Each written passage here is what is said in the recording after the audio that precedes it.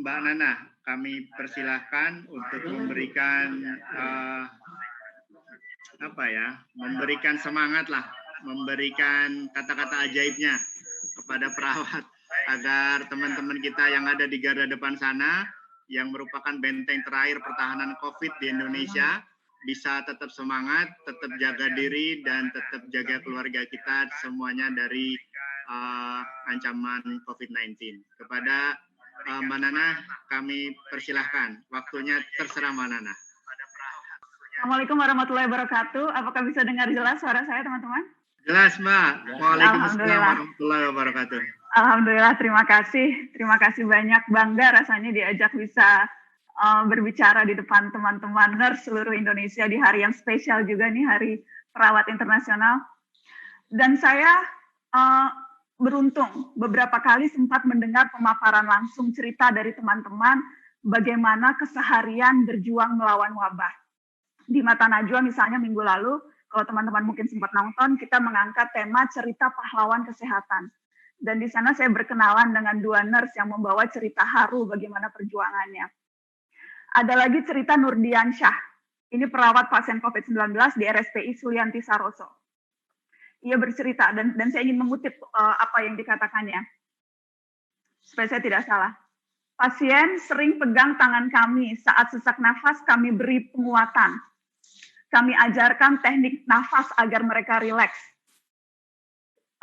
Jadi sekali lagi yang dilakukan perawat, yang dilakukan nurse ketika merawat, ketika melayani, ketika mengobati pasien COVID-19, ini beyond the call of duty.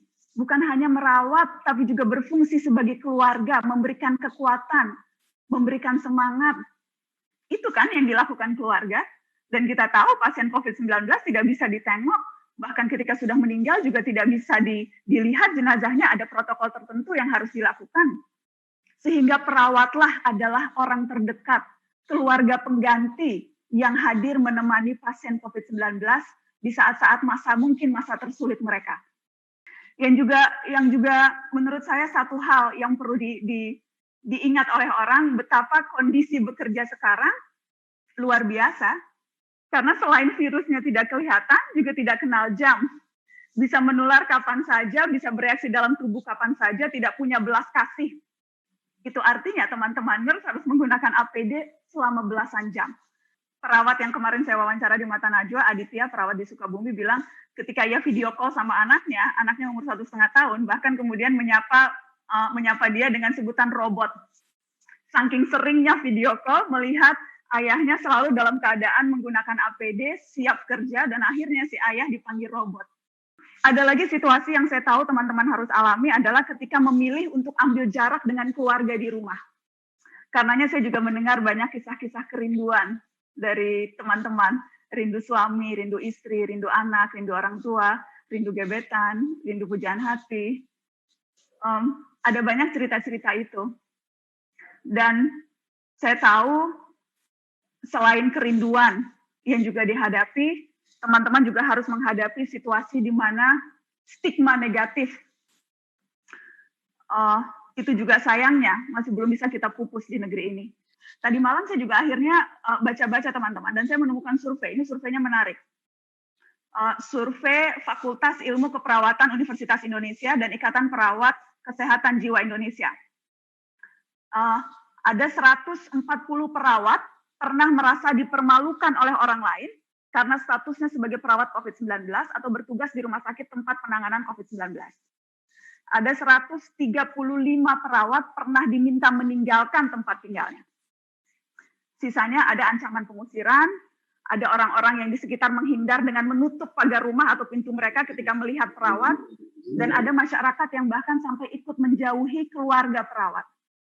Saya betul-betul merasa apa yang dilakukan teman-teman nurse saat ini di tengah wabah seperti ini itu memerlukan ketegaran dan kekuatan, bukan hanya kekuatan fisik tapi kekuatan mental yang luar biasa.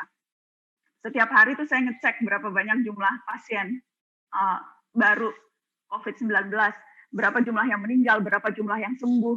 Dan setiap kali saya melihat jumlah yang sembuh, yang tergambar di saya adalah betapa kerasnya kerja-kerja kemanusiaan yang dilakukan oleh teman-teman nurse. Karena setiap pasien yang sembuh itu lebih dari sekedar statistik, lebih bermakna dari sebatas jumlah nyawa yang teman-teman selamatkan. Banyak hal baru sih memang setelah wabah ini usai, setelah insya Allah kita bisa pulih, dan mudah-mudahan pada saat itu kita bisa memberikan penghargaan dan ucapan terima kasih secara lebih proper. Setelah ini mungkin nantinya anak-anak kalau ditanya mau jadi apa, tidak melulu jawabannya mau jadi dokter, apalagi mau jadi YouTuber. Mudah-mudahan setelah ini, dan saya yakin banyak setelah ini, ketika ditanya mau besarnya jadi apa, saya mau jadi nurse. Selamat Hari Perawat Internasional untuk teman-teman tercinta. Assalamualaikum warahmatullahi wabarakatuh.